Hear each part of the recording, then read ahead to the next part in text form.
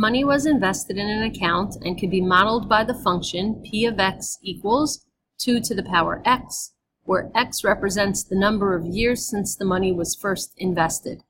Determine the average rate of change from year 3 to year 7.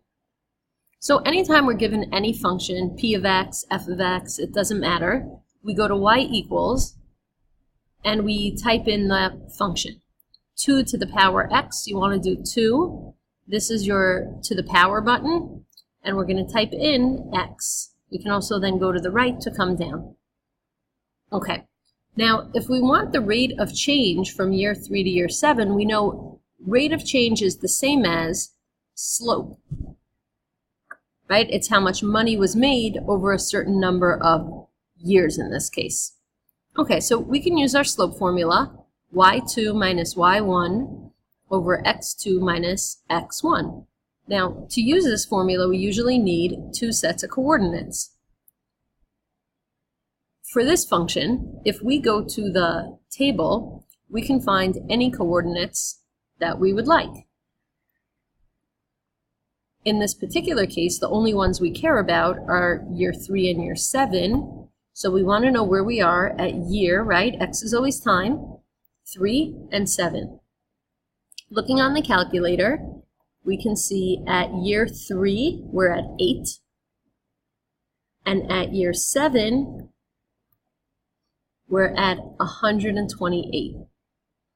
Okay, so if we want to know how much money was made, we're just going to subtract the money, 128 minus 8, and we could say, oh, we made $120 over this time. But the time is very important. So we want to see over how many years.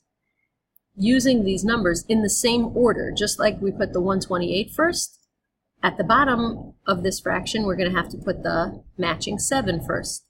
The 8, which came second, its matching x value will come second. And of course, 7 minus 3 is just 4.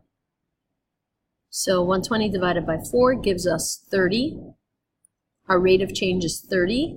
In the context of this problem, it's that we're going up by $30 per year from year 3 to year 7, right? Because if you jumped by 120 over 4 years, that's a reasonable assumption.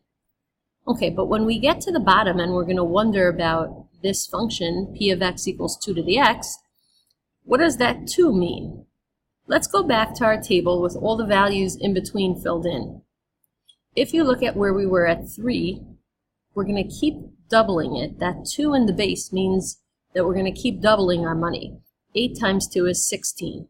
16 times 2 is 32. 32 times 2 is 64. 64 times 2 is 128. Okay, but that wasn't where the question was going when it specifically asked us to find rate of change. For rate of change, you find y2 minus y1 over x2 minus x1 just for the values that were pointed out to you, like year 3 and year 7.